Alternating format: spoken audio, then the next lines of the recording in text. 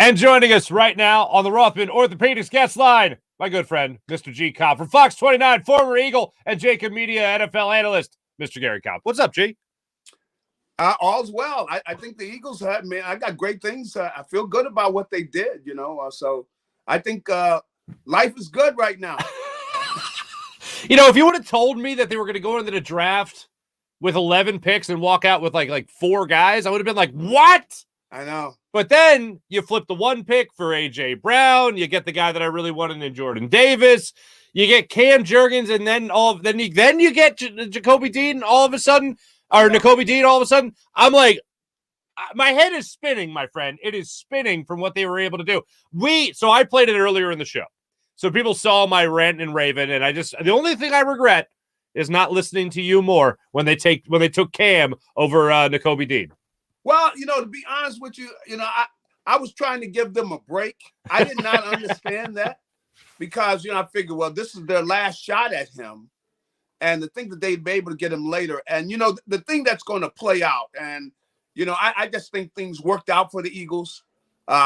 Were they sure that he was going to be there? Come on. They couldn't have been sure that he was going to be there again. Right. Things just worked out for them.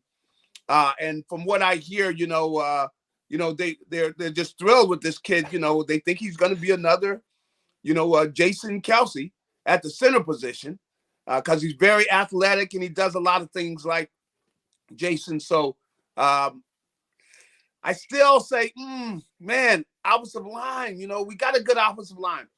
But I understand that, if you got a guy rated at a certain point, you want to go get him. Now, with Dean, who knows what really happened to make him drop? Because you're hearing all these stories about what happened. Was it the different injury? Was it that, or did somebody basically put some information out there that they knew was false? Wow. Is that what happened? Right. Sometimes rumors get started, and you don't know. Well, where did the rumor start from? But to see him drop like that. A guy that was such a key figure on that defense, who a lot of people feel is the best defense that's ever been in college football, to see a guy like that drop like he did. But just from hearing him talk, man, you like the way he talks. He's, you see the poise, you could see the leadership qualities. He's not rattled by the whole thing. It's not too big for him.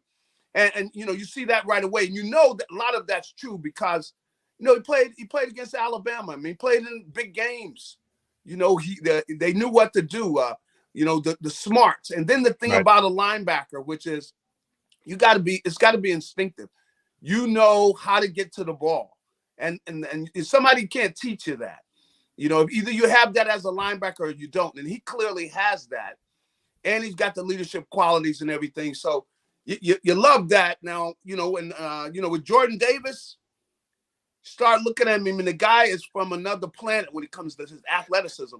Now, the big thing is the defensive line coach. And I was looking at what's his name?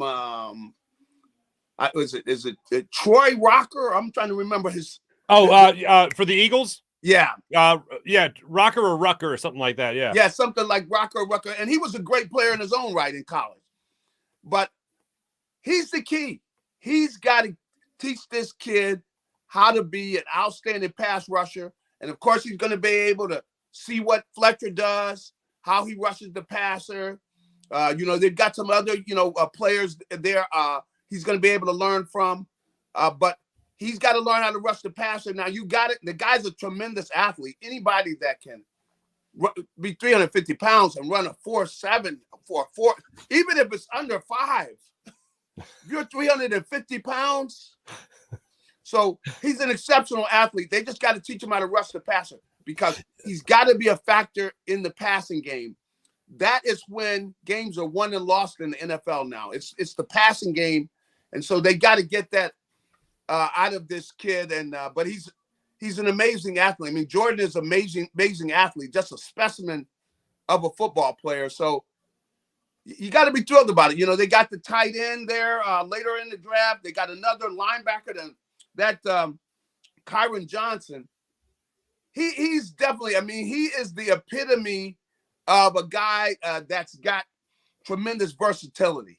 This kid has played safety, nickel, linebacker, and defensive end. I mean, but see, with the way the NFL is now, though, you need people that are versatile.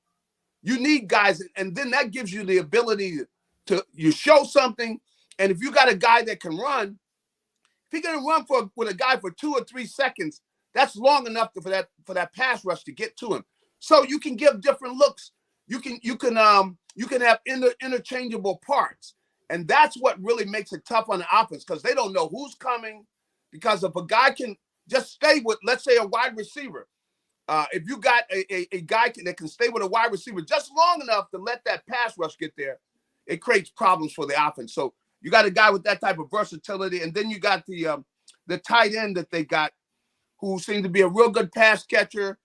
He's a guy that that's the strength of his game. He's going to learn how to block, but he can catch the ball. He can get open, catch the ball. So I like what they did. Clearly, they had a good plan.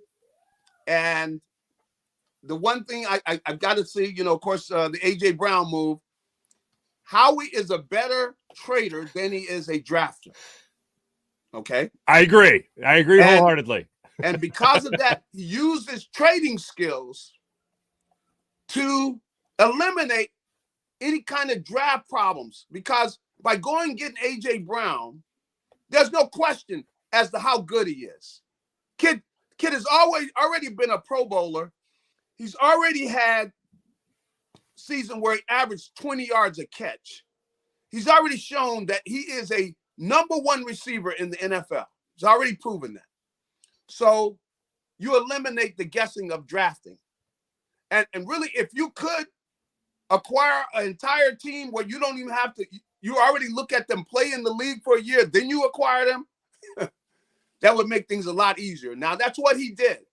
So that's an outstanding move by Howie, because he could have drafted a kid. He could have drafted one of these wideouts. Let's say he drafts him. We don't know whether the kid can be exceptional at the NFL level. But with A.J. Brown, we already know.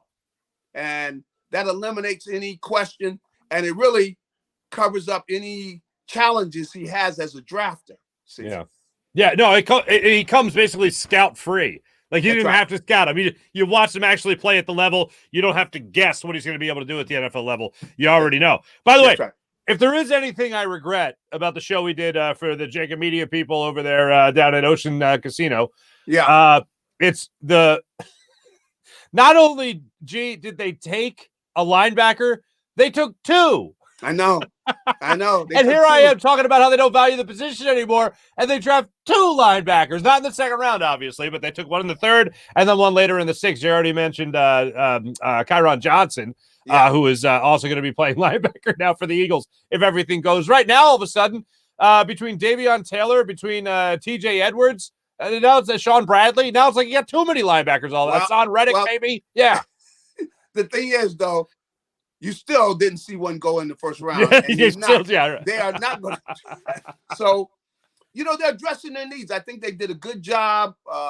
As I said, both of those guys, really, Nakobe Dean, one of his strengths is he's very versatile too. And you're giving guys different looks, but you like the quality of the kids that they drafted. Those kids from Georgia, both of those kids know how to win. Mm-hmm. And that's ultimately what you're trying to do. You want to have people that know how to win. And what are people that know how to win? That means they play team ball. It's all about the team. It's all about trying to win. It's not about trying to get accolades as an individual. It's about trying to win. And so I think they come in with an attitude that is going to be contagious to the rest of the team, which is we want to win, man. What do you guys want to do? We want to find a way to win. And if you win, everything is good. Mm-hmm. By the way, Nakobe Dean, I actually texted Zach Berman about this. He's a friend of the show. And I just said the only time Nakobe Dean smiled during his press conference when you asked him about his GPA. He was thrilled to talk about his GPA, which is pretty damn good when you consider all that college athletes have to go through. That is amazing. I was listening to him talk about that and, and how he was spending all this time, studying and making sure he's ready and staying up at night.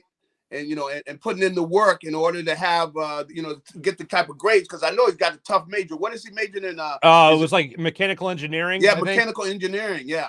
And to do that, that says something. See, and not every guy that's smart off the field is smart on the field, but you can see that he has that ability. Right. He's a smart. I just looking at his plays where he's jumping a route on a quarterback, picking off a ball. He's anticipating a screen. He gets up under it, goes under there, makes the play, things like that. You got a guy that's a playmaker at the linebacker position, and that's what you got to have. And with the way that they do, where they put so many receivers on the field and they spread everybody out, you need to have a linebacker that can just go out there and make plays, and he's especially got to be good against the pass. Right. And that's what Nakobe Dean is. He's that type of guy, and that's why hopefully all the things with the injury stuff was nothing but a bunch of bluff. Hopefully he can just stay healthy. That's the key. If he can stay healthy, they got him. You got the big guy up front, Big Jordan up there, and I like hearing him talk too. You could just see you got some quality young guys. Oh, and Nick Sirianni got him. See what they got. Nick Sirianni said it 1,000 times throughout the weekend. He got guys that love ball, man. They just love ball. They love ball. Yeah. And, I'm telling you, that is what it's all about, because you don't know how hard a guy is going to work to get to the level he needs to do to be a good NFL player. And what you want to be able to do, you want to draft guys that love the game, because you got to put in the time. If you're going to be able to decipher what teams are doing and being able to anticipate plays, you got to look at a lot of tape, man. Mm-hmm. You got to be willing to sit there and look at tape on a team and really study them to see what it is and be able to anticipate what they're going to do. And the fact that these guys love the game, there's a great chance that they are going to be willing to put in the kind of time to be smart players, see? Mm-hmm. And those are the guys that win. One guy that showed this, Cooper Kupp. If anybody wants to see a guy who has taken his game to another level, and, his dad was a quarterback, see? So he understands the game better than other receivers. And that's why he can be right in sync with his quarterback. And that's what you like to see. You like to see smart players. And I'll say that about Seth. Seth did that. I saw him do that as a player. He came in the league. He didn't play linebacker. He didn't know anything about playing linebacker. But I saw him learn the game, put in the kind of time to where he's able to go up and say, oh, you're in this formation. They're getting ready to run a draw. Well, how do you know that? Well, it's going to take me 3 years to explain that to you, but they're getting ready to run a draw.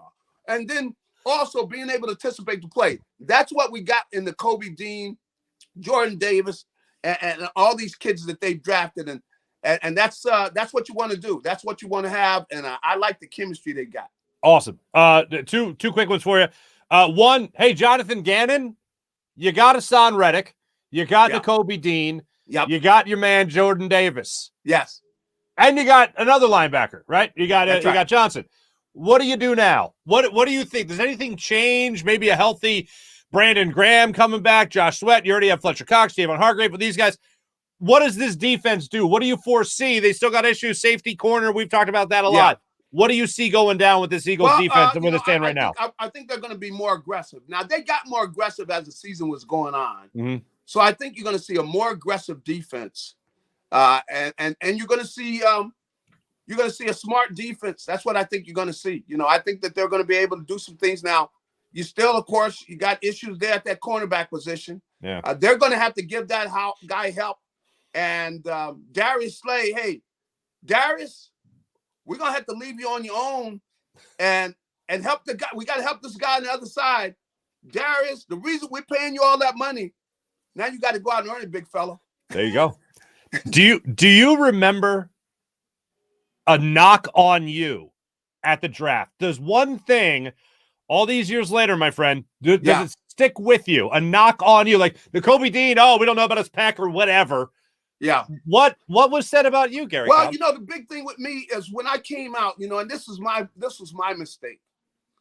I was about 218 pounds, 220 pounds, because I was running because I wanted to run a good 40 time, and I got to where I eventually ran a 40 time of 4.55, 4.58. But what I didn't realize is that I should have kept that weight on. You know, I need to be 230, 235 pounds. And that hurt me. That caused me to get drafted much later because they thought I was too light to play in the league. You know, 215 pounds. Come on. Especially back then, you know, everything was about the running game. I mean, everybody ran the ball. So you weren't big enough. So I got in the weight room, got bigger, and that's really the reason I had a long NFL career, because I went in the weight room, got stronger, and I was 235, 240, and I could run with it and everything. And you know, I really still have that weight, you know. So, but I came in, I was too light in the draft though, but I didn't know that. See, the information now, it wasn't like it is now. You didn't have everybody talking about what's going on. You know, you didn't hear anything about it. You know, it wasn't the type of thing that's in every paper and everybody's on the news talking about this guy and that guy. You didn't have any of that. So if I'd have known, if I'd have been able to talk to the scouts and go, hey, look, we'd like to see you about 230, 235 pounds. I said, okay, give me a couple of weeks. No, but you know, but yeah, I needed to put on that weight, and that's. After talking to those guys, that's what they told me. They said, "Man, we didn't know that you could put on that weight that easy." And I had to go get in the weight room because really at USC, we had a national championship team, but we had virtually no weight room. Weight room was garbage. Wow. You know, like out there now, they got this huge weight room with all this stuff. You should have saw the weight room we had when I was out there. It was a joke. It was a joke, man. You're leading me to give you the compliment that I gave you Friday night when said a guy walked up. So we're eating dinner after the second round of the draft. Me, you, Devin, Caney. We did the Jacob Media draft thing, and we were having a great time. And they treated us to dinner. They were kind enough to treat us to dinner. Very nice. So a guy walks by, and he goes, "I remember when you hit so and so and whatever." And you're like, hey, thanks, man. You were so gracious. You were so kind, as you always are. I've known you long enough to be able to say that. And then I lean over to you and I say, Garry, in all honesty, what's better? Because you do look like you could still play. But what's better? When somebody tells you, I remember this, that, or the other, or when somebody just looks at you and said, man, you look like you could still play. Which one's better? Go ahead, tell the audience. I guess I'll go along with you. You said, if they say that, it's a compliment. They say I look like I could still play, and I appreciate the compliment. I would take that 1,000 times over. Hey, remember that time you did that thing that you were paid to do? Tell me now. All these years later, I can still play. That's right. Garry. Hey, I'm not stupid enough to believe him. But you know, hey, you look that way. I look like I could still play. You do, but man, God bless you. Hey, believe me, if I had to go out there, boy, woof. Oh. Well, the Eagles drafted enough linebackers where finally I don't think we have to worry about that. But and that is good news. That is good news. Garry, it's always great catching up with you, man. I had so much fun with you and Devin on Friday night.